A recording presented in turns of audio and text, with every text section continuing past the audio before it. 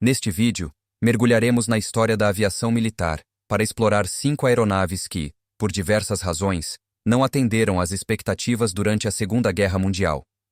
É importante ressaltar que as opiniões expressas são pessoais e podem ser subjetivas. A performance de uma aeronave pode ser influenciada por inúmeros fatores, desde o design e fabricação até o contexto estratégico em que foi empregada. No entanto, os aviões que discutiremos são frequentemente citados na história da aviação como exemplos notórios de projetos que falharam em cumprir suas missões prometidas. Junte-se a nós, enquanto analisamos o que os tornou tão desfavoráveis aos olhos de historiadores e entusiastas da aviação.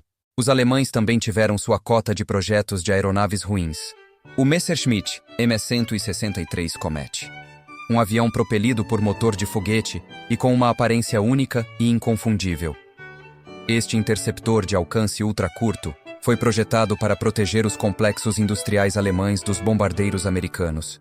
Com uma velocidade máxima de 959 km por hora e uma razão de subida de 160 metros por segundo, o Comet impressionava e era considerado uma maravilha tecnológica. No entanto, ele era uma espada de 2 gumes, com diversos problemas. O motor utilizava um propelente resultante da mistura de 2 componentes fortemente reativos, que podiam literalmente transformar o avião em uma bola de fogo. A grande velocidade tornava a mira muito difícil, e uma vez no ar, um Comet tinha combustível para apenas 7 minutos e meio de voo. As rodas eram descartadas na decolagem e o pouso dependia basicamente de um esqui retrátil. A complexidade da aterrissagem era aumentada pelo fato de que o avião muitas vezes voltava sem combustível, tornando-o essencialmente um planador durante a fase final do voo. O forte impacto podia causar sérios ferimentos ou danificar a aeronave, com o risco de explosão de algum combustível residual nos tanques e tubulações da aeronave. Cerca de 80% dos incidentes ocorriam na decolagem e aterrissagem, e eu posso afirmar com certeza absoluta que eu jamais entraria nesse avião. Blackburn Hawk, Grã-Bretanha. O Hawk foi mais uma criação da fabricante de aeronaves Blackburn, a mesma responsável pelo Blackburn Bota. Ambos surgiram quase ao mesmo tempo e tiveram carreiras pouco elogiáveis. O Blackburn Hawk entrou em serviço na Fleet Air Arm como um caça de defesa de frota de 2 lugares. Estranhamente, para um avião de caça daquela época, ele não possuía armas fixas voltadas para a frente, algo que era quase padrão desde a invenção da metralhadora sincronizada com a hélice. Seu único armamento consistia em 4 metralhadoras de 7,7 mm, acopladas em uma torre localizada atrás da cabine. O problema dessas metralhadoras era sua ineficácia no combate contra aeronaves modernas. A torre podia girar em qualquer direção, e os canhões elevavam-se até 85 graus acima do horizonte. Obviamente, a torre não podia disparar diretamente para frente, como é evidente nas fotos. No entanto, a maior desvantagem era a baixa velocidade da aeronave, com uma velocidade de cruzeiro de apenas 215 km por hora e máxima de 359 km por hora. O Blackburn Rock era muito mais lento do que a maioria dos bombardeiros que deveria interceptar. Com características tão limitadas, o Blackburn Rock teve um histórico curto, e no final, a aeronave encerrou seu serviço, atuando como rebocador de alvos. Messerschmitt Me-210. A promessa de um futuro brilhante para a aviação alemã. Este foi mais um episódio em que a eficiência alemã falhou feio. Projetado para ser o sucessor do Bf-110, o Me-210 aspirava a ser um caça pesado e uma aeronave de apoio terrestre, com direito a uma baia interna de bombas para mostrar serviço. O design era até estiloso, no entanto, provou ser muito ruim. O Me-210 tinha falhas significativas na aerodinâmica, principalmente relacionadas ao design das asas e da fuselagem, tornando as manobras e até mesmo o voo nivelado perigosos devido à tendência de oscilação, e uma falha fatal, com tendência frequente a um stall repentino. A nova aeronave tinha pouca potência e problemas no trem de pouso, que costumavam falhar com certa frequência. Desesperados por um substituto para o Bf-110, foi ordenado o início da produção em série no início de 1941. O Messerschmitt Me-210 entrou em serviço quase 3 anos após o primeiro voo, em abril de 1942, e a produção parou um mês depois, após 90 exemplares produzidos e 320 fuselagens parcialmente construídas, que foram colocadas em armazenamento.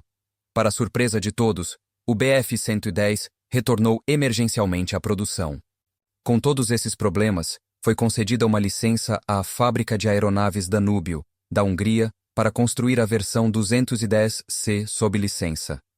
Ela era uma variante com motor DB605, mais potente e uma fuselagem alongada, transformando o problemático avião, com bastante atraso, em algo aceitável, com 272 aeronaves saindo de suas linhas de montagem.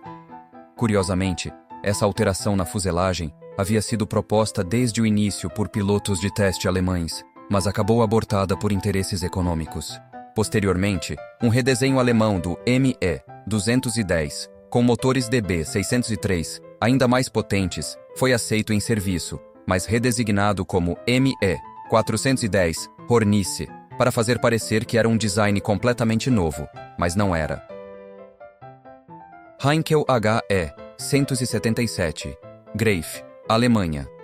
Sendo o único bombardeiro pesado alemão, o HE-177. Greif foi lembrado como uma das aeronaves mais problemáticas da guerra. O projeto já começou mal, uma vez que os requisitos iniciais estabelecidos pelo Ministério do Ar alemão exigiam um bombardeiro pesado, e no meio do caminho foi acrescida a capacidade de ataque de mergulho em médio grau. Com um comprimento de 22 metros e uma envergadura de 31,44 metros, este era um verdadeiro desafio para os engenheiros. Provavelmente por esse motivo, recorreram ao interessante conceito de acoplar 2 motores a cada uma das 2 hélices, ou seja, apesar de sua aparência de bimotor, ele era na verdade um quadrimotor. Esse sistema complicado fazia com que os motores superaquecessem e explodissem em chamas. Apesar de todos os sinais de construção problemática, os burocratas insistiram em prosseguir com a produção. Mais de 1.000 foram construídos até julho de 1944, quando a produção finalmente parou. A maioria desses serviu na frente oriental, com alguns realizando ataques mal-sucedidos a Londres. No geral, mais Greifs foram perdidos devido a incêndios no motor do que em combate, ganhando o elogioso apelido de cofre flamejante. Breda Ba-88 Lince foi um avião de ataque ao solo italiano utilizado durante a Segunda Guerra Mundial. Desenvolvido pela empresa italiana Breda, o Ba-88 foi projetado como um avião bimotor de alta performance, com a intenção de ser rápido e manobrável. Embora o conceito de pior seja subjetivo, para muitos, esta foi, de longe, a pior aeronave de toda a guerra.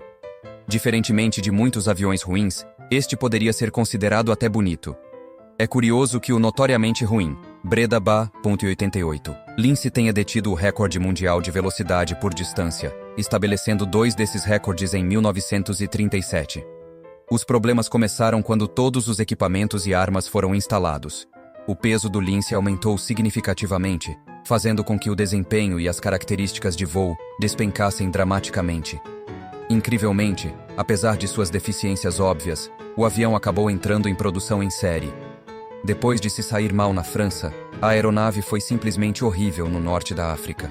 Houve incidentes bizarros, como quando os motores do Lince superaqueceram a ponto de não conseguirem atingir metade da velocidade desejada quando os filtros de areia estavam instalados. E um ataque a alvos britânicos foi abortado porque uma frota de Ba-88 simplesmente não conseguiu atingir sua altitude operacional e manter a formação. Depois disso, o único papel que as aeronaves Breda Ba-88 tiveram durante a guerra foi servir, ironicamente, como iscas de aeródromo, usadas para atrair a atenção do inimigo e desviar sua atenção de áreas estratégicas.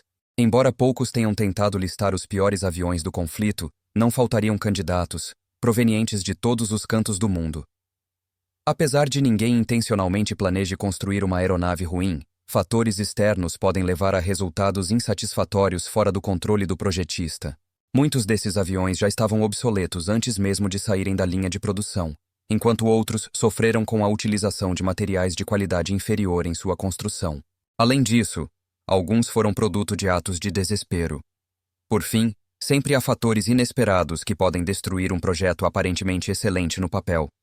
Espero que tenham gostado de conhecer esses 5 aviões da Segunda Guerra Mundial.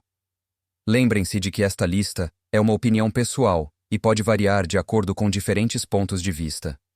Se vocês concordam com a lista Ou tem alguma opinião diferente? Deixem nos comentários abaixo.